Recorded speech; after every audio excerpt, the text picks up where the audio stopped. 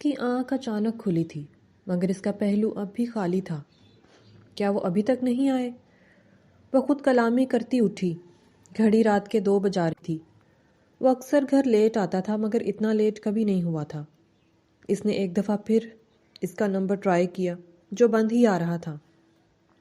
یا اللہ، سب خیر ہو۔ وہ دل میں اس کے لیے دعائیں کر رہی تھی۔ پھر اٹھ کر پاس جھولے میں سوئے اپنے 2 سال کے بیٹے کو اٹھا کر سینے سے لگا لیا۔ عیسیٰ کو اٹھا کر وہ بیڈ پر لے آئی تھی۔ صبح تقریباً 7 بجے کا وقت تھا جب وہ گھر لوٹا۔ ابراہیم، آپ کہاں تھے؟ پتہ ہے کتنی فکر مند ہو رہی ہوں۔ آپ کا موبائل بھی بند تھا، سب ٹھیک تو تھا نا؟ وہ فکر مندی سے بولی۔ ہاں، سب ٹھیک تھا۔ موبائل کی بیٹری ڈیڈ ہو گئی تھی تو تمہیں بتانا بھول گیا۔ اچانک ایک کام آ گیا تھا تو مجھے آفس میں ہی رکنا پڑا۔ ایسا کون سا کام تھا جو پوری رات چلتا رہا؟ پتہ ہے میں اور عیسیٰ اکیلے تھے، جلدی آیا کریں، مجھے ڈر لگتا ہے۔ ہاں ٹھیک ہے، تم میرے کپڑے نکالو، میں نہا کر آتا ہوں۔ وہ نظریں چراتا ہوا واش روم چلا گیا۔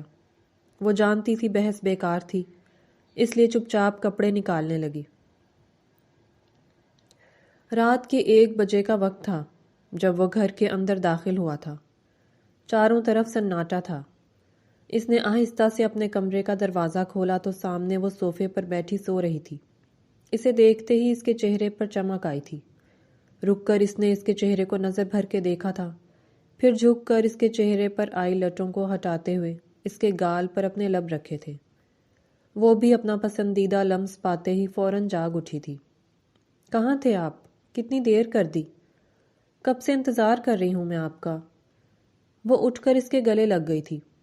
حاذق نے بھی اس کے وجود کو اپنی باہوں میں بھرا تھا۔ میری جان، میں نے بتایا تو تھا آج لیٹ ہو جاؤں گا، اور یہ بھی کہا تھا کہ سو جانا، میرا انتظار نہ کرنا۔ وہ اس کے بالوں پر اپنے لب رکھتا ہوا بولا تھا۔ ایسا ہو سکتا ہے کہ میں آپ کا انتظار نہ کروں؟ نہ مجھے آپ کے بنا بھوک لگتی ہے اور نہ ہی آپ کے بغیر نیند آتی ہے۔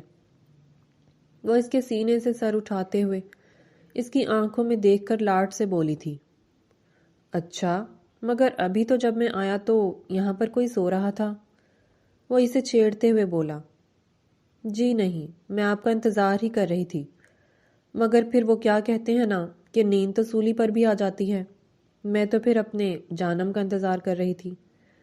وہ ایڑیاں اٹھاتے ہوئے اس کے گال کو چومتی ہوئی بولی۔ بہت بھوک لگ رہی ہے، اب جلدی سے چینج کر لیں، پھر کھانا کھاتے ہیں۔ کیا مطلب؟ تم نے کھانا نہیں کھایا؟ کھایا تھا تھوڑا سا، مگر آپ کے ہاتھ سے جب تک نوالا نہ لے لوں میری بھوک ختم ہی نہیں ہوتی۔ وہ بیچاری سی شکل بناتے ہوئے بولی۔ چلو ٹھیک ہے، مجھے بھوک لگ رہی ہے، تم جا کر کھانا لگاؤ، میں چینج کر کے آتا ہوں۔ ٹھیک ہے، جلدی آئیے گا۔ دونوں نے مل کر کھانا کھایا تھا۔ نوشین نے برتن اٹھا کر کچن میں رکھے اور گندے برتن دھونے لگی تھی جب پیچھے سے حاذق نے آ کر اسے اپنی باہوں میں بھرا تھا۔ 2 چیزوں کی طلب شدت سے ہو رہی ہے، ایک میری جان اور دوسری میری جان کے ہاتھ کی کافی۔ وہ اس کی گردن پر اپنا لمس چھوڑتا ہوا سرگوشی کر رہا تھا۔ جان تو دل و جان سے حاضر ہے، مگر کافی آپ بنائیں گے، میں نہیں بنا رہی۔ کیا مطلب؟ یہی کہ کافی آپ بنا کر دیں گے مجھے، آپ کے ہاتھ کی کافی پینی ہے آج۔ اس پر حاذق نے پہلے تو اسے گھورا، پھر اس کے لیے کافی بنانے لگا۔ رات کو اکثر نوشین حاذق سے کافی بنانے کی فرمائش کرتی تھی کیونکہ حاذق کے ہاتھ کی کافی اسے بہت پسند تھی۔ رات دیر تک جاگنے کی وجہ سے صبح اس کی آنکھ دیر سے کھلی تھی، مگر وہ جیسے ہی اٹھنے لگی حاذق نے اسے اپنی طرف کھینچ لیا۔ حاذق، کیا ہو گیا آپ کو؟ پہلے ہی بہت دیر ہو چکی ہے، مجھے جانے دیں باہر۔ ابھی میری نیند پوری نہیں ہوئی، اس لیے مجھ سے دور ہونے کا سوچنا بھی مت، مجھے سونے دو۔ وہ کروٹ بدل کر اس کی گردن میں چہرہ چھپاتے ہوئے دوبارہ سو گیا۔ وہ سرخ چہرہ لیے اس سے دور ہونے کی کوشش کرنے لگی۔ مجھے ناشتہ بنانا ہے پلیز۔ بالکل نہیں، آج سنڈے ہے اور مجھے بھوک بھی نہیں۔ تم میرا دن خراب مت کرو، بس میرے پاس رہو۔ وہ اسے مزید خود میں سمیٹتا ہوا بولا۔ نوشین اس کے سامنے ہار مان گئی اور اس کے بالوں میں انگلیاں چلانے لگی۔ وہ پرسکون ہوتا سو گیا۔ وہ دوبارہ تقریباً 12 بجے اٹھا تھا۔ فریش ہو کر دونوں ایک ساتھ کمرے سے باہر نکلے تھے۔ حاذق لاؤنج میں ٹی وی دیکھنے لگا اور نوشین نے ناشتہ بنانا شروع کر دیا تھا۔ ناشتہ ٹیبل پر لگا کر اس نے حاذق کو آواز دی تھی۔ وہ دونوں ناشتہ کر رہے تھے جب نسرین بیگم کمرے سے باہر آئیں۔ اٹھ گئی مہارانی صاحبہ، یہ وقت ہے ناشتہ کرنے کا۔ ایک ہی دن ہوتا ہے میرے بیٹے کا گھر میں، اس دن بھی تم وقت پر اسے کھانا نہیں دیتی، نہ خود وقت پر اٹھتی ہو نہ اسے اٹھاتی ہو۔ نسرین بیگم کرسی گھسیٹ کر پاس ہی بیٹھ گئی تھی اور شروع ہو گئی۔ نوشین نے گھور کر اپنے شوہر نامدار کو دیکھا۔ وہ ساس صاحبہ کو کیسے بتاتی کہ ان کا بیٹا ہی اسے اٹھنے نہیں دیتا۔ اس کا دل چاہا کہ کہتے، مگر پھر مروت میں خاموش ہو گئی۔ حاذق آنکھوں ہی آنکھوں میں اسے سوری کہہ رہا تھا۔ پتہ ہے حاذق بیٹا، آج مجھے مسز امین کا فون آیا تھا۔ وہ بیٹے سے مخاطب ہوئی۔ ان کے ہاں پوتے کی ولادت ہوئی ہے، ابھی سال پہلے ہی شادی ہوئی تھی اور اب دیکھو دادی بھی بن گئی، اور ایک تم ہو۔ 3 سال ہو گئے ہیں مگر میں ابھی تک خوشی دیکھنے کو ترس گئی ہوں۔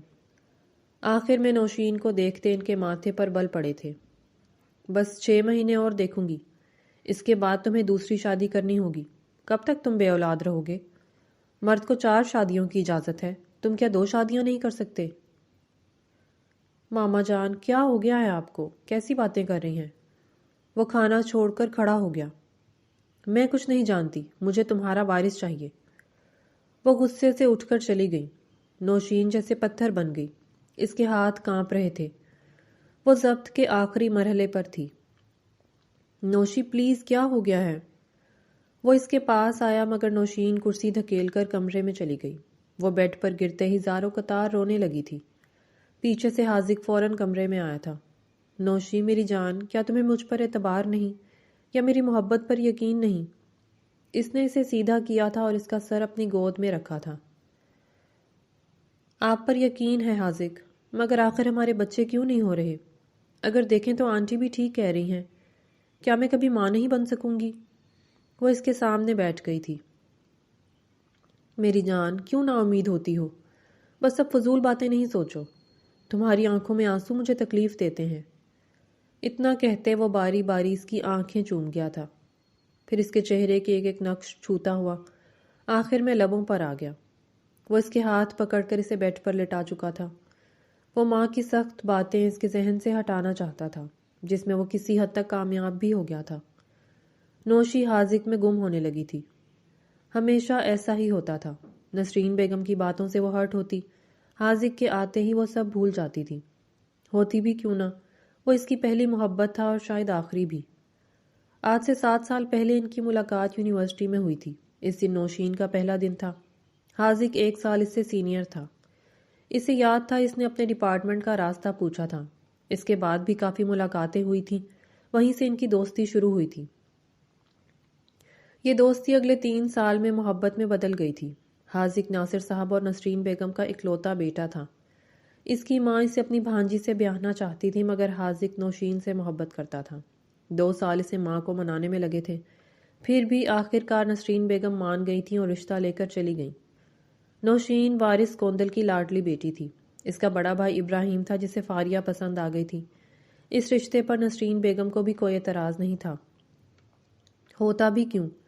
ابراہیم پڑھا لکھا خوبرو جوان تھا اور سونے پہ سہاگا، وارث کوندل کا اکلوتا بیٹا، اس کی جائیداد کا اکلوتا وارث تھا۔ یوں دونوں کی شادی ایک ساتھ ہوئی تھی۔ 1 سال بعد فاریہ اور ابراہیم کو اللہ تعالیٰ نے چاند سے بیٹے سے نوازا تھا، جس کا نام انہوں نے عیسیٰ رکھا تھا۔ مگر بدقسمتی سے نوشین اور حاذق کو اللہ نے ابھی تک اس نعمت سے محروم رکھا تھا۔ اسی وجہ سے نسرین بیگم اسے ہمیشہ طعنے دیتی رہتی اور آج تو دوسری شادی کی بات بھی کر دی۔ حاذق ایسا سوچ بھی نہیں سکتا تھا۔ وہ نوشین سے بے پناہ محبت کرتا تھا۔ اللہ سے دعا کرتا تھا کہ انہیں بھی اولاد کی نعمت ملے۔ وہ نوشین کو ہرٹ نہیں ہونے دینا چاہتا تھا۔ وہ ابھی بھی اسے منا رہا تھا کہ باہر سے عیسیٰ کی آواز آئی۔ لگتا ہے فاریہ بھابی آئی ہیں، نوشین دھیرے سے بولی۔ بہن کا نام سنتے ہی حاذق سیدھا ہوا۔ فاریہ آنے والی تھی؟ مجھے تو پتہ ہی نہیں تھا، لگتا ہے آ گئی۔ اس کا یوں فوراً دور ہونا نوشین کو برا لگا۔ چلو جانو، باقی کا پیار رات کو کریں گے، ابھی چلتے ہیں۔ نوشین نے اسے گھورا۔ جی نہیں، مجھے ابھی پیار کرنا ہے۔ وہ جان بوجھ کر اسے اپنی طرف کھینچتے ہوئے بولی، سچ میں؟ حاذق معنی خیزی سے بولا۔ نوشین کو خطرے کی گھنٹیاں محسوس ہوئیں تو اس نے فوراً بات بدلی۔ جی نہیں، اٹھیں، باہر چلتے ہیں، فاریہ سے ملتے ہیں۔ عیسیٰ بھی آیا ہے، میں تو عیسیٰ کو بہت مس کر رہی تھی۔ مگر ابھی تو تم کہہ رہی تھیں۔ وہ میں نے آپ کو تنگ کرنے کے لیے بولا تھا بس۔ مجھے اچھا نہیں لگتا کہ آپ مجھ سے زیادہ کسی کو پیار کریں، اور مجھے پتا ہے آپ فاریہ بھابھی سے بہت پیار کرتے ہیں۔ وہ منہ بناتی چپل پہن رہی تھی۔ حاذق نے اس کا ہاتھ پکڑ کر بٹھا لیا۔ وہ میری بہن ہے اور بہت پیاری ہے، مگر تمہاری جگہ کوئی نہیں لے سکتا۔ وہ اس کے ہاتھ پکڑ کر اس کی آنکھوں میں دیکھتا بولا تھا۔ نوشین نے اس کی گردن میں باہیں ڈال کر اس کے دونوں گال چوم لیے تھے۔ مجھے پتا ہے میری جگہ کوئی نہیں لے سکتا، نہ میں لینے دوں گی، مگر کیا کروں، برداشت نہیں ہوتا کہ آپ میرے علاوہ کسی کو پیار کریں۔ وہ بیچارہ سا منہ بنا کر بولی۔ حاذق ہنس کر اسے سینے سے لگا گیا۔ پاگل ہو تم، چلو باہر چلتے ہیں۔ وہ اس کا ہاتھ پکڑ کر اسے باہر لے آیا۔ فاریہ اور عیسیٰ سے مل کر سب بہت خوش تھے۔ گھر میں رونق لگ گئی تھی۔ حاذق عیسیٰ سے کھیل رہا تھا۔ نسرین بیگم بھی ان کے پاس ہی بیٹھی ہوئی تھی۔ نوشین کچن میں رات کے کھانے کی تیاری کروا رہی تھی۔ فاریہ بھی اٹھ کر نوشین کے پاس کچن میں آ گئی تھی۔ کیا میں تمہاری کوئی مدد کروں؟ اس نے آ کر نوشین سے پوچھا۔ نہیں نہیں، سب ہو گیا، بس یہ برتن لگانے ہیں، آؤ مل کر لگاتے ہیں۔ دونوں برتن لگا رہی تھیں۔ نوشین کو آج فاریہ کچھ بجھی بجھی سی لگی تھی۔ فاریہ، کیا بات ہے؟ سب ٹھیک ہے؟ مجھے تم پریشان لگ رہی ہو۔ نوشین نے آخرکار پوچھ ہی لیا۔ ارے نہیں نوشین، کیسی باتیں کر رہی ہو، میں تو بالکل ٹھیک ہوں۔ اس نے بات بدلنے کی کوشش کی، مگر نوشین نے اس کا ہاتھ پکڑ کر اسے کرسی پر بٹھا لیا۔ تمہیں پتا ہے نا، ہم نند بھابھی سے بڑھ کر دوست ہیں۔ بتاؤ مجھے کیا ہوا ہے؟ فاریہ نے ٹھنڈی آہ بھری۔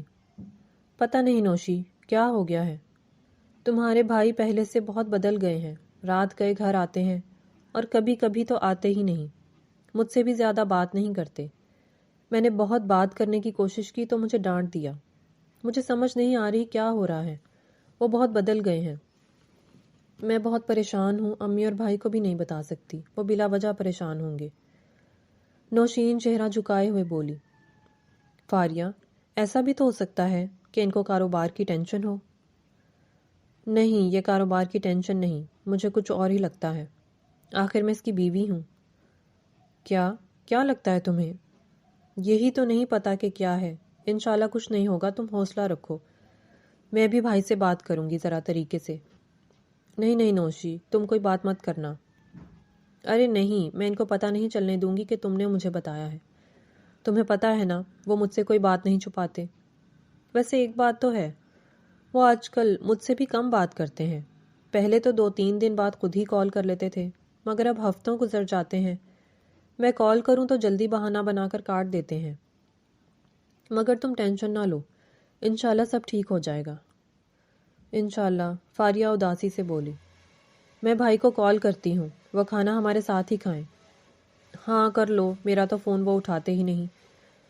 ابراہیم نے خوش قسمتی سے پہلی بیل پر کال اٹھا لی، اور نوشین کے بلانے پر مہینوں بعد وہ سسرال آ ہی گیا۔ ابراہیم سے ملتے ہی نوشین تو چہک اٹھی۔ کتنی دیر وہ دونوں ایک دوسرے کے گلے لگے رہے۔ ابراہیم نے نوشین کا ماتھا چوما اور دونوں ساتھ بیٹھ گئے، جس پر حاذق نے اسے گھورا، جیسے کہہ رہا ہو، دیکھا میری بہن سے پیار برداشت نہیں ہوتا، اور اب اپنے بھائی سے کیسے لاڈ اٹھوا رہی ہو۔ نوشین اسے منہ چڑھاتے ہوئے ابراہیم سے باتیں کرنے لگی۔ کھانا بہت اچھے ماحول میں کھایا گیا۔ تقریباً رات کے 12 بجے فاریہ اور ابراہیم اپنے گھر واپس گئے تھے۔ کچن سمیٹ کر جب نوشین کافی دیر بعد کمرے میں گئی تو جیسے ہی چینج کر کے واش روم سے نکلی، حاذق بیڈ پر نیم دراز تھا۔ اس نے اسے دیکھتے ہی باہیں پھیلا دیں، اور نوشین فوراً اس کے سینے سے جا لگی تھی۔ میں کسی اور سے پیار کروں تو برداشت نہیں ہوتا، اور خود جو آج اپنے بھائی سے لاڈیاں کر رہی تھی، اس کا کیا؟ ہاں تو وہ میرا بھائی ہے، نہ کروں پیار ان سے؟ وہ اس کے سینے پر سر رکھتے ہوئے بولی۔ برا لگا؟ تھوڑی دیر بعد اس نے پوچھا۔ ہاں بہت زیادہ، اور درد بھی ہوا۔ کہاں درد ہوا؟ ادھر۔ حاذق نے اپنے دل پر انگلی رکھی۔ نوشین نے فوراً اپنے لب وہاں رکھ دیے۔ اب تو نہیں ہو رہا؟ وہ نچلا ہونٹ دانتوں میں دباتے بولی۔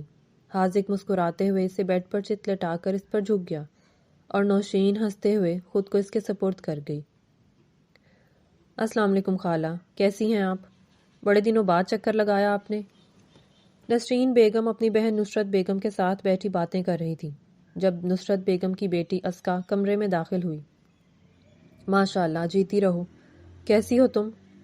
میں ٹھیک ہوں، آپ کیسی ہیں خالہ؟ وہ ان کے پاس بیٹھ گئی تھی۔ تمہاری نسرین خالہ تو آج بہت پریشان ہے۔ ارے کیوں؟ کیا ہوا؟ کیا پریشانی ہے؟ مجھے بتائیں۔ کیا بتاؤں بیٹا، بس میری تو قسمت ہی خراب ہے۔ میرے کتنے خواب تھے اپنے بیٹے کی شادی کے کہ اس کی دلہن خود پسند کر کے لاؤں گی، مگر حاذق نے میری ایک نہ سنی اور بیاہ لایا اپنی مرضی کی دلہن، اور اب 3 سال سے اس کی گود ہری نہیں ہوئی۔ پتہ نہیں میں کبھی دادی بن پاؤں گی بھی یا نہیں۔ وہ دکھی لہجے میں بولی تھی۔ تو اس میں کیا ہے نسرین، اس کی دوسری شادی کروا دو۔ وہ اسکا کو دیکھتے ہوئے بولی تھی۔ چاہتی تو میں بھی یہی ہوں نصرت آپا، مگر یہ بھی تو دیکھیں نا کہ اس کے بھائی کے گھر میری بیٹی ہے۔ خیر، ابراہیم پر تو مجھے پورا بھروسہ ہے، وہ تو فاریہ کی مٹھی میں ہے، اور پھر اس کا بیٹا بھی ہے، تو وہ کیا ہی کر لے گا۔ تو پھر دیر کس بات کی خالہ، آپ بھی حاذق کی شادی کر دیں۔ چاہتی تو میں بھی یہی ہوں، مجھے تم دونوں کا ساتھ چاہیے۔ وہ اپنی بہن اور بھانجی کو ملتجی نگاہوں سے دیکھ رہی تھی۔ دیکھو نسرین، پہلے بھی تم نے میری بیٹی کے ساتھ ایسے ہی کیا تھا، لارا لگا کر بیاہ پرائی لڑکی کو لائی تھی۔ آپا، آپ کو پتہ ہے میری مجبوری کا، میں مجبور تھی، مگر اب نہیں۔ اب تو میں اسکا کو اپنے حاذق کی دلہن بنا کر ہی دم لوں گی۔ اسکا کی تو جیسے دلی مراد بر آئی تھی۔ ٹھیک ہے نسرین، مگر اس دفعہ میں کوئی زیادتی برداشت نہیں کروں گی۔ بہت شکریہ آپا، بس میں جلد ہی حاذق سے بات کرتی ہوں، انشاءاللہ بہت جلد میں آپ کو خوشخبری سناؤں گی۔ اسکا شروع سے ہی حاذق کو پسند کرتی تھی، مگر حاذق نے اسے کبھی لفٹ نہیں کروائی تھی، اور پھر وہ نوشین کو بیاہ لایا تھا۔ اس کی لاکھ کوششوں کے باوجود بھی حاذق اس کے ہاتھ نہیں آیا تھا، اور اب اسے موقع مل رہا تھا تو وہ کیوں کر اس موقع سے فائدہ نہ اٹھاتی۔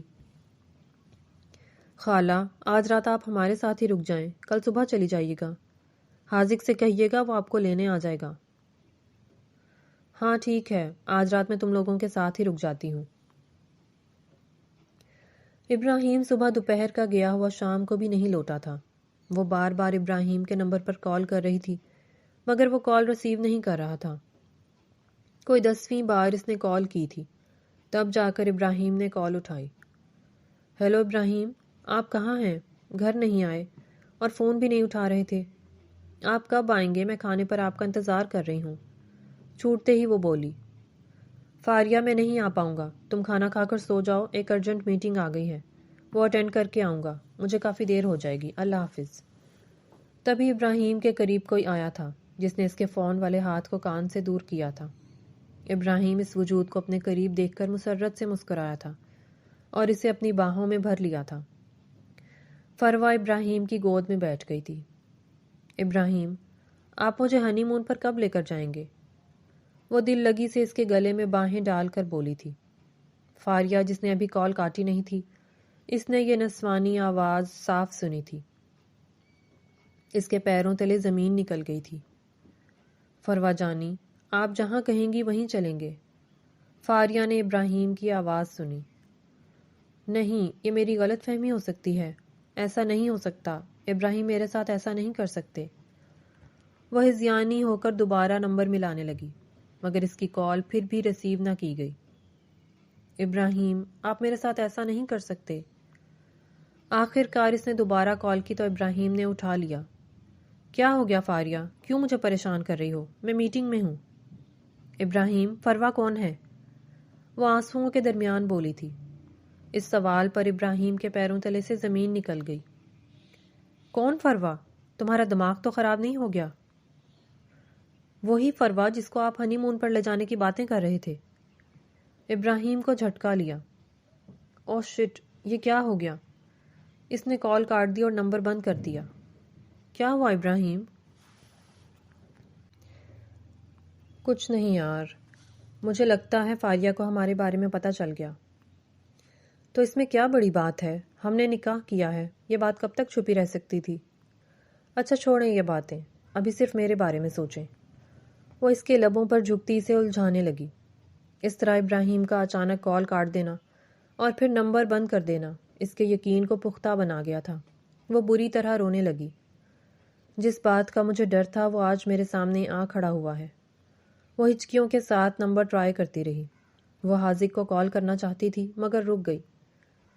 نہیں، آج ان کا خاص دن ہے، میں اس دن کو برباد نہیں کر سکتی۔ وہ ماں کو بھی کال نہیں کر سکتی تھی کیونکہ اس نے ہمیشہ اپنی ماں کو یہی بتایا تھا کہ ابراہیم اس کے ساتھ بہت اچھا ہے، کیونکہ وہ جانتی تھی اس کی چھوٹی سی بات نوشین کے لیے عذاب بن جاتی۔ اس کی ماں نوشین کو پسند نہیں کرتی تھی، اس لیے فاریہ نے ہمیشہ سب کے سامنے جھوٹ بولا، اور آج وہ جھوٹ بولتے بولتے تھک گئی تھی۔ وہ وہیں بیڈ کے پاس بیٹھ کر رونے لگی۔ پوری رات وہ یوں ہی بیٹھی روتی رہی۔ اگلے دن بھی وہ گھر نہیں آیا تھا۔ دوپہر 2 بجے وہ واپس آیا۔ فاریہ کمرے سے نکل رہی تھی جب وہ آیا۔ وہ کچن میں جا رہی تھی عیسیٰ کے لیے فیڈر بنانے۔ ابراہیم کو دیکھ کر وہ رکی، مگر پھر آگے بڑھ گئی۔ نہ چیخی، نہ چلائی، نہ شور مچایا۔ اس نے چپ چاپ فیڈر بنایا اور کمرے میں جا کر عیسیٰ کو پلانے لگی۔ ابراہیم اس کے پیچھے آیا تو فاریہ نے ہاتھ کے اشارے سے اسے چپ رہنے کو کہا، کیونکہ عیسیٰ ابھی سویا نہیں تھا۔ عیسیٰ کو سلا کر وہ باہر آئی۔ ابراہیم پیچھے آیا۔ سوری، جیسا تم نے سنا ویسا کچھ نہیں ہے۔ وہ پھر جھوٹ بولنا چاہتا تھا۔ جانے پچھلے کتنے عرصے سے آپ مجھ سے جھوٹ بول رہے ہیں، دھوکہ دے رہے ہیں، کم از کم آج تو سچ بول دیں، کیونکہ سب کچھ میں نے اپنے کانوں سے سن لیا ہے۔ کیا آپ نے نکاح کیا ہے؟ وہ اس کی آنکھوں میں دیکھ کر بولی، ہاں میں نے نکاح کر لیا ہے۔ ابراہیم نے آخرکار سچ بول دیا۔ کیوں؟ کیونکہ مجھے فروا اچھی لگتی ہے، اور مرد کو 4 شادیوں کی اجازت ہے۔ میں نے کون سا غلط کام کر دیا؟ آپ کو تو میں بھی اچھی لگتی تھی ابراہیم۔ دیکھو فاریہ، میں بحث نہیں کرنا چاہتا۔ میں نے نکاح کر لیا ہے، فروا میری بیوی ہے، میں اسے نہیں چھوڑ سکتا، یہ بات اپنے ذہن میں بٹھا لو۔ وہ کہہ کر گھر سے نکل گیا۔ اس کی سفاکیت پر فاریہ پھوٹ پھوٹ کر رو پڑی۔ اس نے فوراً بھائی کو کال کی۔ حاذق تو کال سنتے ہی اڑتا ہوا آ پہنچا۔ وہ حیران تھا۔ فاریہ، میرے بچے، ایسا نہیں ہو سکتا، تمہیں غلط فہمی؟ نہیں بھائی، میں نے خود سنا ہے، وہ اپنی بیوی سے باتیں کر رہا تھا اور ابھی وہ گھر آیا تھا۔ اس نے خود مان لیا ہے کہ اس نے نکاح کر لیا ہے۔ وہ ہچکیوں میں بولی، بھائی مجھے یہاں نہیں رہنا، مجھے اپنے ساتھ لے جائیں۔ ہاں ٹھیک ہے، تم گاڑی میں بیٹھو، میں عیسیٰ کو لے کر آتا ہوں۔ حاذق روتی ہوئی فاریہ کو گھر لے آیا تھا۔ نسرین بیگم نے سنتے ہی واویلا مچا دیا۔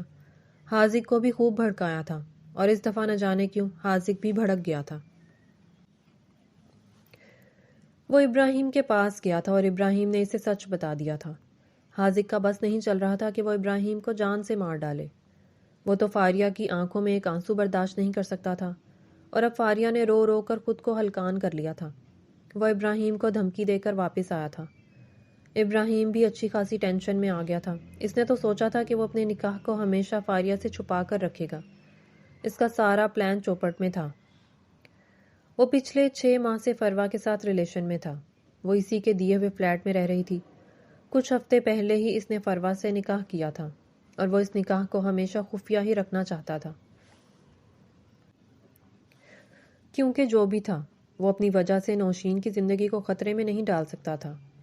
وہ اپنی اکلوتی بہن سے بہت پیار کرتا تھا۔ ماں باپ کے گزر جانے کے بعد نوشین کا واحد رشتہ ابراہیم ہی تھا، اور آج اسی کی وجہ سے نوشین کی ازدواجی زندگی خطرے میں تھی۔ حاذق اسے صاف صاف بتا کر گیا تھا کہ اگر اس نے فروا کو طلاق نہ دی تو وہ دوسرا نکاح کر لے گا۔ ابراہیم کو حاذق سے اس بات کی امید نہیں تھی۔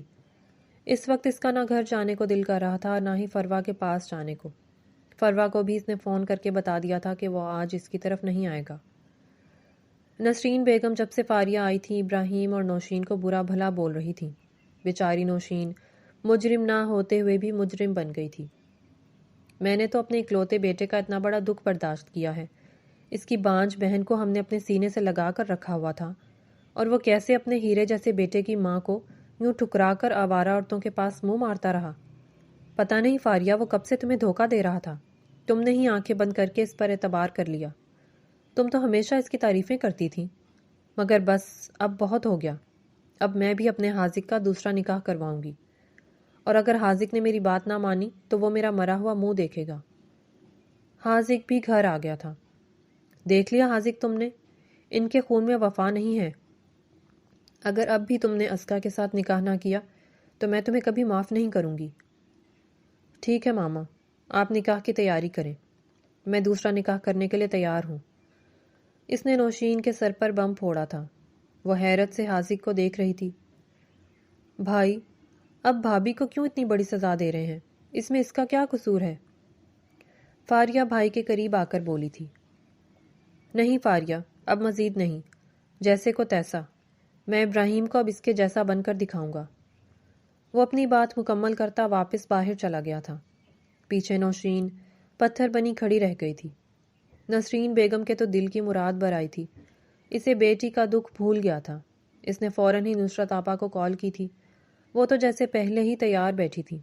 اسکا کا تو بس نہیں چل رہا تھا کہ وہ اڑ کر حاذق کے پاس چلی جائے۔ نصرت آپا، میں آج ہی یہ نکاح کروانا چاہتی ہوں۔ حاذق کا کوئی پتہ نہیں کب بدل جائے۔ ابھی تو وہ بہن کے دکھ میں جذبات سے کام لے رہا ہے۔ مجھے پتا ہے وہ زیادہ دیر اس بات پر ٹکے گا نہیں۔ ٹھیک ہے نسرین، تم نکاح خوان کا انتظام کرو، میں اسکا کو تیار کروا کر تمہاری طرف لے آتی ہوں۔ 2 گھنٹے کے اندر اندر نصرت بیگم اور نسرین بیگم نے انتظامات مکمل کر لیے تھے۔ حاذق وکیل سے ملا تھا اور اس نے ارجنٹ کچھ پیپر تیار کروا کے ابراہیم کو بھیجے تھے۔ حاذق کا آدمی وہ پیپر فوراً ابراہیم کو پہنچا آیا تھا۔ ابراہیم کو سمجھ نہیں آ رہی تھی کہ اب وہ کیا کرے۔ ادھر نسرین بیگم ہتھیلی پر سرسوں جمانے کی کوشش میں پنڈال سجا کر بیٹھی تھی۔ نکاح خواہ آ چکا تھا۔ اسکا دلہن بنی بیٹھی تھی، مگر حاذق گھر سے غائب تھا۔ رات 8 بجے کے قریب وہ گھر واپس آیا۔ گھر میں اتنی تیاری دیکھ کر وہ حیران ہوا۔ بیٹا، تمہیں پتا ہے نا تمہارا نکاح ہے؟ مگر اتنی جلدی نہیں کہا تھا میں نے آپ کو۔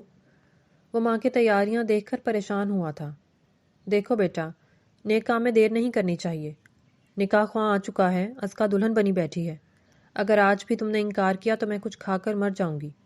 تم نے خود ہی کہا تھا کہ تم دوسرا نکاح کرنے کے لیے تیار ہو۔ جاؤ، تیار ہو کر آؤ۔ ٹھیک ہے، آپ وہاں جا کر بیٹھیں، میں آتا ہوں۔ کچھ سوچتے ہوئے اس نے ماں کو بھیجا تھا اور فون نکال کر کسی کو ویڈیو کال کی تھی۔ اپنی بات مکمل کر کے وہ اپنے کمرے میں چلا گیا تھا، جہاں نوشین اپنی اجڑی حالت لیے بیٹھی تھی۔ اسے یہی تھا کہ ابھی حاذق آئے گا اور ہمیشہ کی طرح باہوں میں بھر کر کہے گا، جان، میں ہوں نا۔ مگر حاذق نے اس کی طرف دیکھا بھی نہیں تھا۔ وہ واش روم کپڑے بدلنے چلا گیا۔ سفید شلوار قمیض پہن کر جیسے ہی باہر نکلا، نوشین اس کے قریب آئی، جسے اس نے مکمل نظر انداز کر دیا۔ ایسا زندگی میں پہلی بار ہوا تھا۔ حاذق، اس کے ہونٹ ہولے سے ہلے تھے۔ تبھی حاذق کے نمبر پر کال آئی۔ اس نے کال ریسیو کی، مگر نوشین نے اس کے ہاتھ سے فون چھین کر سائڈ پر رکھ دیا۔ حاذق، پلیز آپ دوسری شادی نہ کریں، میں نہیں رہ سکتی آپ کے بغیر۔ وہ روتے ہوئے اس کے گریبان سے لپٹی تھی، مگر وہ سختی سے اس کے ہاتھ جھٹک کر پھنکارا۔ تمہارے بھائی نے میری بہن کے سر پر سوتن لا دی، اب میں تمہارے سر پر بھی وہی بار لا دوں گا۔ وہی سب کروں گا جو تمہارے بھائی نے میری بہن کے ساتھ کیا۔ تب تم دونوں کو پتہ چلے گا کہ کسی کی بہن کو تکلیف دینا کیا ہوتا ہے۔ ویسے بھی تم کون سا ماں بن سکتی ہو؟ ایک بانجھ عورت ہو تم۔ مجھے وارث چاہیے تھا، مگر میں نے محبت میں تمہاری یہ کمی نظر انداز کر دی۔ اب تمہارے بھائی نے میری بہن کو دھوکہ دیا، پرائی عورتوں سے عشق لڑایا۔ اب نہیں، اب میں اپنی ماں کی خواہش پوری کروں گا، دوسری شادی بھی کروں گا۔ فون کی دوسری طرف موجود شخص نے حاذق کے یہ الفاظ بخوبی سن لیے تھے۔ وہ بات مکمل کر کے فون اٹھاتا باہر نکل گیا تھا۔ نوشین کی روح تک چھلنی ہو گئی۔ وہ بھاگ کر حاذق کے پیچھے آئی تھی، اور پھر اس کا نکاح جیسے ہی مولوی صاحب نے پڑھانا شروع کیا، وہ صدمے سے بے حال ہو کر زمین پر گری اور بے ہوش ہو گئی۔ اس پر حاذق کی بھی بس ہو گئی تھی۔ وہ اپنی جان سے پیاری بیوی کو اتنا دکھ کب دینا چاہتا تھا؟ مگر اپنی بہن کی خوشیوں کی خاطر وہ اسے تھوڑی دیر کے لیے اسے دکھ سے دوچار کر گیا تھا، مگر اب نہیں۔ وہ اسے باہوں میں اٹھاتا ہوا ہاسپٹل لے کر بھاگا تھا۔ فاریہ بھی ساتھ تھی۔ بھائی، آپ نے اچھا نہیں کیا۔ ابراہیم کی غلطی کی سزا آپ نے نوشین کو دی۔ ماما تو کب سے یہی چاہتی تھی۔ آخرکار آپ نے ماما کی بات مان لی۔ فاریہ، تم کچھ نہیں جانتی، اس لیے چپ رہو۔ تب ڈاکٹر آئی۔ اس نے حاذق کو جو خوشخبری سنائی وہ سن کر اس کے جسم میں نئی زندگی کی لہر دوڑ گئی۔ فاریہ ڈاکٹر کے ساتھ باہر گئی مگر حاذق نوشین کے پاس ہی تھا۔ اس نے آگے بڑھ کر سوئی ہوئی نوشین کو اپنے سینے سے لگا لیا۔ مجھے معاف کر دو میری جان، میں نے تمہیں بہت تکلیف دی مگر اب نہیں۔ وہ اس کے ایک ایک نقش چومتا بولا تھا۔ نوشین کو ہوش آ گیا تھا۔ فاریہ نے اسے بتایا کہ وہ ماں بننے والی ہے مگر یہ خبر سن کر بھی اس کے وجود میں کوئی جنبش نہیں ہوئی۔ وہ اب بھی سن تھی۔ گھر آ کر حاذق نوشین کو سیدھا کمرے میں لے آیا۔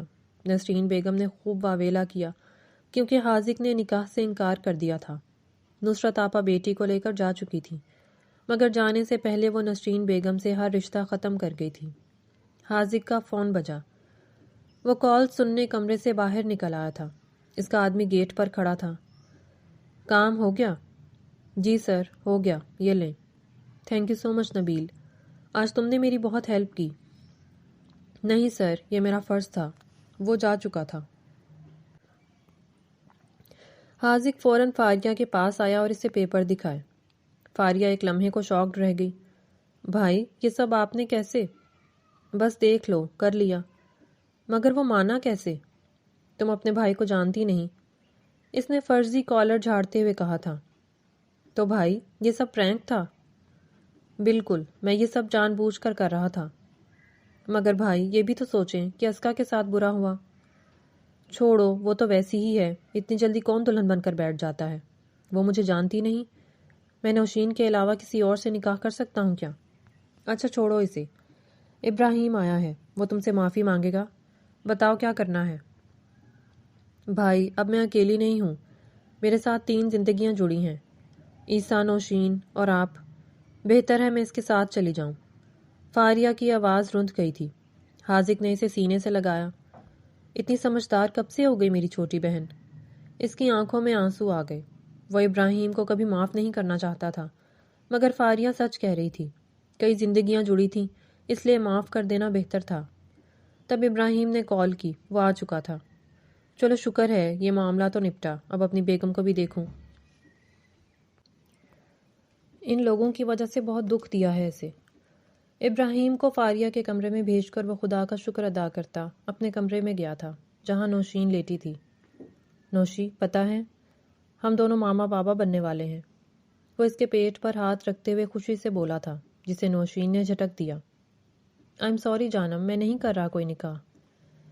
اگر نہیں کر رہے نکاح تو اس کی وجہ یہ بچہ ہے، میں نہیں۔ نوشین بری طرح ہرٹ ہو گئی تھی۔ اب آپ نکاح کر لیں یا نہ کریں مجھے فرق نہیں پڑتا، میں آپ کی زندگی میں نہیں آپ کے دل میں رہنا چاہتی تھی، مگر مجھے میری اوقات پتہ چل گئی ہے۔ مرد کبھی ایک عورت کا نہیں ہوتا، دوسری عورت لانا ان کے لیے کوئی بڑی بات نہیں۔ ابراہیم بھائی اور آپ دونوں نے آج یہ ثابت کر دیا ہے۔ بابا اسی لیے وٹے سٹے کے خلاف تھے مگر تب بھی ابراہیم بھائی نے ان کی ایک نہ سنی اور آج آپ نے۔ نوشی تم کچھ نہیں جانتی، اب 2 منٹ چپ رہ کر میری بات سن لو۔ پلیز آپ چلے جائیں، میں اس وقت آپ کی شکل بھی نہیں دیکھنا چاہتی۔ باہر ابراہیم آیا ہے، اس نے اس عورت کو طلاق دے دی ہے۔ وہ چونک گئی۔ ابراہیم بھائی آئے ہیں اور انہوں نے طلاق کیسے دے دی؟ میں نے کروائی۔ وہ کالر ٹھیک کرتے بولا۔ کیا کیا آپ نے؟ یار سنو تو، میں ابراہیم کے پاس گیا، میں نے اسے دھمکی دی کہ اگر اس نے اس عورت کو طلاق نہ دی تو میں دوسرا نکاح کر لوں گا، اور تمہیں پتہ ہے اس بات پر اس کا رنگ اڑ گیا تھا۔ اس نے کہا میں اسے کچھ وقت دوں۔ میں جانتا تھا وہ تم سے کتنا پیار کرتا ہے، مجھے یقین ہو گیا تھا کہ اگر میں تھوڑا سا بھی پریشر دوں گا تو وہ طلاق دے دے گا۔ میں نے اسے ٹائم نہیں دیا، اگر دیتا تو وہ شیر ہو جاتا، پھر وہ عورت کوئی اچھی عورت تھی بھی نہیں، نہ جانے کتنے لڑکوں سے ریلیشن میں رہ چکی تھی۔ میں نے اپنے بندے سے اس کی پوری ڈیٹیلز نکلوا کر طلاق کے پیپر بنا کر ابراہیم کو بھیجے، اور اتنا کچھ دیکھنے کے بعد وہ خود ہی طلاق دے دیتا۔ اور جب میں گھر آیا تو ماما نے سارا سیٹ اپ کر رکھا تھا، پھر میں نے اسے ویڈیو کال کر کے یہ سب دکھایا اور کہا کہ اگر اس نے پیپر سائن نہ کیے تو میں ابھی نکاح کر لوں گا۔ اور وہ باتیں جو میں نے تمہیں کہی تھیں وہ سب میں نے ابراہیم کو سنانے کے لیے کہیں۔ تم نے غور نہیں کیا، اسی وقت اس کی کال آئی تھی، میں نے بات نہیں کی، ورنہ تم جانتی ہو میں تم سے ایسی گھٹیا باتیں کر ہی نہیں سکتا۔ وہ جھک کر اس کی پیشانی کو چوم کر بولا۔ حاذق، آپ نے یہ سب فاریہ کے لیے کیا، مجھے تو بتا دیتے، میرا تو ہارٹ فیل ہو جانا تھا۔ کچھ نہیں ہونے دیتا میں تمہیں، اور پگلی موقع ہی کب ملا۔ ابراہیم کی اس گھٹیا حرکت نے مجھے پاگل کر رکھا تھا، اور سب کچھ اچانک ہوا، ورنہ میں ضرور بتاتا۔ مگر مجھے لگا میں نے آپ کو کھو دیا، جیسے فاریہ نے بھائی کو کھو دیا، ویسے ہی میں نے آپ کو بھی کھو دیا ہے۔ آپ کبھی مجھ سے دور نہ جانا، ورنہ میں مر ہی جاؤں گی۔ وہ اس کے گلے لگ گئی۔ کبھی بھی نہیں جانم، مر کے بھی نہیں۔ وہ اسے بے تحاشا چومتا ہوا بولا تھا۔ بھائی کی اس حرکت پر میں بہت شرمندہ ہوں۔ ان کو ایسے نہیں کرنا چاہیے تھا۔ فاریہ نے کیا کہا؟ کیا وہ بھائی کو معاف کر دے گی؟ ہاں یار، اس کے پاس کوئی آپشن بھی تو نہیں ہے۔ عیسیٰ کے لیے تو دونوں کا ہونا ہی ضروری ہے۔ ابھی میں اسی سے مل کر آیا ہوں، یہ اسی کا فیصلہ ہے۔ وہ اسے تفصیل بتا رہا تھا۔ بہت بڑا دل ہے فاریہ کا، اس کی جگہ میں ہوتی تو کبھی معاف نہ کرتی آپ کو۔ وہ صاف کوئی سے بولی تھی۔ ہاں، یہ بات تو میں جانتا ہوں۔ اچھا چھوڑو ساری باتیں، تمہیں اب اپنا بہت سارا خیال رکھنا ہے، اور میرے بیبی کا بھی۔ وہ اس کے گرد اپنا حصار باندھتے بولا تھا۔ ابراہیم اپنی غلطی پر شرمندہ تھا۔ وہ فاریہ سے معافی مانگنا چاہتا تھا، مگر فاریہ نے چپ چاپ عیسیٰ کو گود میں اٹھایا اور بنا اس سے کوئی بات کیے گاڑی میں جا کر بیٹھ گئی تھی۔ ابراہیم بھی خاموشی سے آ کر گاڑی میں بیٹھ گیا تھا۔ گھر آ کر عیسیٰ کو سلا کر جیسے ہی وہ بیڈ پر آئی، ابراہیم نے بات شروع کی تھی۔ Faria, I am sorry. جو کچھ آپ نے کیا ہے وہ سوری کرنے سے ٹھیک نہیں ہو سکتا۔ مجھے اس بارے میں کبھی بات نہیں کرنی، کیونکہ جب میں اس سب کے بارے میں سوچوں گی تو مجھے تکلیف ہوگی، اور تکلیف دہ باتوں کو بھول جانا ہی واحد حل ہے۔ وہ کمبل اوڑھ کر سو گئی۔ پیچھے ابراہیم خاموش بیٹھا رہ گیا تھا۔ جتنا سب ہوا تھا، فاریہ کو وقت لگنا تھا اس سب سے باہر آنے کے لیے، اور ابراہیم اسے مکمل وقت دے رہا تھا۔ فاریہ اس کا ہر کام پہلے کی طرح ہی کر رہی تھی، مگر اب وہ اس سے کم ہی بات کرتی تھی۔ ابراہیم پہلے سے بہت بدل گیا تھا۔ وہ اب پہلے سے کہیں زیادہ فاریہ اور عیسیٰ کا خیال رکھتا تھا۔ اسے اپنی غلطی کا احساس ہو گیا تھا۔ صبح کے 11 بج چکے تھے، مگر نسرین بیگم ابھی تک کمرے سے باہر نہیں آئی تھیں۔ حاذق، ہمیں جا کر آنٹی کو منانا چاہیے۔ جو بھی ہیں وہ آپ کی ماں ہیں، اور میں ان کو ہرٹ نہیں کرنا چاہتی۔ ٹھیک ہے نوشی، تم ناشتہ لگاؤ، میں ماما کو لے کر آتا ہوں، اور ابھی ان کو گڈ نیوز بھی تو سنانی ہے۔ وہ ماں کے کمرے کی طرف بڑھ گیا۔ حاذق کو دیکھتے ہی نسرین بیگم نے منہ موڑ لیا۔ ماما کیا ابھی تک مجھ سے ناراض ہیں؟ وہ ان کے قدموں میں بیٹھ گیا۔ حاذق، چلے جاؤ یہاں سے، مجھے تم سے کوئی بات نہیں کرنی۔ تم نے مجھے میری بہن کے سامنے شرمندہ کروایا ہے۔ ماما مجھے پتا ہے غلطی میری ہے، مگر اتنی زیادہ غلطی نہیں ہے، کچھ آپ کی بھی غلطی ہے۔ نسرین بیگم نے غصے سے اسے دیکھا۔ تم مجھے غلط کہہ رہے ہو؟ ماما میری آپ پوری بات تو سن لیں۔ ابراہیم نے غلط کیا، مگر یہ کون سا قانون ہے کہ جو سزا ابراہیم اپنی بیوی کو دے گا وہی سزا میں اپنی بیوی کو دوں؟ اس نے غلطی کی، میری بہن کو دکھ دیا۔ میں اس پر چپ نہیں بیٹھا، جیسے تیسے کر کے میں نے معاملہ حل کر لیا۔ میں نے صرف اسے دھمکی دینے کے لیے دوسرے نکاح کی بات کی تھی، اور آپ نے فوراً سارا کچھ سیٹ کر دیا۔ ایک دفعہ مجھ سے بات تو کر لیتی۔ میں کتنی بڑی ٹینشن میں تھا۔ فاریہ گھر پر آ کر بیٹھ گئی تھی، اور آپ فاریہ کے معاملے کو چھوڑ کر میرے سر پر صحرا سجانے نکل گئی۔ وہ رکے بغیر بولتا چلا گیا۔ ماما، آپ یہ بھی تو دیکھتی کہ ہم کتنی بڑی ٹینشن میں تھے۔ مجھے فاریہ اور ابراہیم کا معاملہ سلجھانا تھا، اور آپ نے ایک نیا مسئلہ کھڑا کر دیا۔ اور نصرت خالہ کو دیکھیں، وہ فوراً بیٹی کو دلہن بنا کر لے آئی۔ ہر کام کا ایک وقت ہوتا ہے، ایک طریقہ ہوتا ہے۔ میں نے آپ سے کہا، آپ فوراً مان گئی۔ خیر، فاریہ گھر جا چکی ہے۔ ابراہیم اسے رات کو لے گیا تھا۔ کیا کہہ رہے ہو تم؟ وہ اس کے ساتھ کیسے جا سکتی ہے؟ وہ سوتن کے ساتھ کیسے رہ سکتی ہے؟ حاذق، یہ تم نے کیا کر دیا؟ ماما، اس نے اس عورت کو طلاق دے دی ہے۔ میں نے ابراہیم کو دھمکی دی تھی، اور میری دھمکی کام کر گئی۔ ابراہیم نے فاریہ سے معافی بھی مانگی ہے، اور وہ دونوں اپنے گھر میں بہت خوش ہیں اب۔ ہاں وہ خوش ہیں، مگر میں تو خوش نہیں ہونا۔ تمہاری بیوی ماں نہیں بن سکتی۔ مجھے تمہارا وارث چاہیے۔ یا تو تم دوسری شادی کرو، یا پھر میں یہ گھر چھوڑ کر ہمیشہ کے لیے چلی جاؤں گی۔ نسرین بیگم اٹھ کر کھڑی ہو گئی۔ ماما، آپ دادی بننے والی ہیں، اور ابھی میں یہی بات آپ کو بتانے آیا ہوں۔ حاذق نے پیچھے سے ماں کے گلے لگ کر خوشخبری سنائی۔ یہ تم کیا کہہ رہے ہو حاذق؟ مجھے یقین نہیں ہو رہا۔ میں سچ کہہ رہا ہوں۔ کل جب نوشین کو ڈاکٹر کے پاس لے کر گئے تھے، تبھی ڈاکٹر نے ہمیں یہ خوشخبری سنائی تھی۔ اور تم مجھے اب بتا رہے ہو؟ وہ اسے تھپڑ مارتے ہوئے بولی۔ میں نے سوچا تھا آپ کو سرپرائز دوں گا، پھر آپ نے میری بات سنی ہی نہیں، کمرہ بند کر کے بیٹھ گئیں، اور پھر مجھے فاریہ اور ابراہیم کے معاملے میں بھی لگنا تھا، اس لیے دیر ہو گئی۔ حاذق تم سچ کہہ رہے ہو، میں دادی بننے والی ہوں، نوشین کدھر ہے؟ وہ دونوں باہر آئے تو سامنے نوشین کھڑی تھی۔ نوشین، یہ حاذق کیا کہہ رہا ہے؟ کیا تم سچ میں ماں بننے والی ہو؟ انہوں نے ذرا جھجکتے ہوئے بہو سے پوچھا تھا۔ نوشین نے خاموشی سے سر جھکا لیا۔ نوشین، تم نے مجھے کتنی بڑی خوشخبری دی ہے۔ نسرین بیگم نے آگے بڑھ کر بہو کو گلے لگا لیا۔ نوشین حیرت سے حاذق کو دیکھنے لگی۔ 3 سالوں میں پہلی دفعہ نسرین بیگم کا رویہ اتنا نرم تھا۔ انہوں نے فوراً نوشین کا صدقہ اتارا۔ انہیں خوشی سے سمجھ نہیں آ رہا تھا کہ کیا کریں۔ نوشین، مجھے معاف کر دو بیٹا، پتہ ہے میں نے تمہیں بہت تنگ کیا ہے، مگر دیکھو، حاذق میرا اکلوتا بیٹا ہے، میں اس کی نسل کو آگے بڑھتا دیکھنا چاہتی ہوں۔ اپنی خود غرضی میں تمہیں دکھ دیا، آئی ایم سوری، مجھے معاف کر دو۔ ارے آنٹی، کیا کر رہی ہیں؟ کوئی بات نہیں، ہر ماں کی خواہش ہوتی ہے کہ وہ اپنی اولاد کی خوشیاں دیکھے، آپ معافی مانگ کر مجھے شرمندہ نہ کریں۔ نوشین نے انہیں فوراً معاف کر دیا۔ 9 ماہ نوشین کا خیال حاذق نے تو رکھا ہی تھا، مگر نسرین بیگم نے اسے ہتھیلی کا چھالا بنا دیا تھا، اور جب اللہ نے انہیں بیٹے کی نعمت دی تو وہ خوشی سے رو پڑی۔ ہاں بھائی، کیا نام سوچا ہے تم دونوں نے بچے کا؟ آنٹی، میں چاہتی ہوں کہ اپنے پوتے کا نام آپ خود رکھیں۔ ہاں ماما، میری بھی یہی خواہش ہے۔ اچھا ٹھیک ہے، فاریہ کے بیٹے کا نام عیسیٰ ہے تو اس کا نام موسیٰ رکھتے ہیں، دونوں بھائیوں کے نام ایک جیسے ہوں گے۔ اور موسیٰ نام دونوں کو بہت پسند آیا۔ موسیٰ کا عقیقہ تھا۔ نسرین بیگم نے ایسا شاندار انتظام کیا تھا کہ وہ عقیقہ کم اور ولیمہ زیادہ لگ رہا تھا۔ فنکشن میں ابراہیم، فاریہ اور عیسیٰ ایک ساتھ آئے تھے۔ فاریہ کے چہرے پر پھپھو بننے کی خوشی صاف دیکھی جا سکتی تھی۔ کچھ ماہ لگے تھے فاریہ کو اس ڈرامہ سے نکلنے میں، مگر اب وہ دونوں بہت خوش تھے، اور انہیں خوش دیکھ کر نسرین بیگم، حاذق اور نوشین بھی مطمئن ہو گئے تھے۔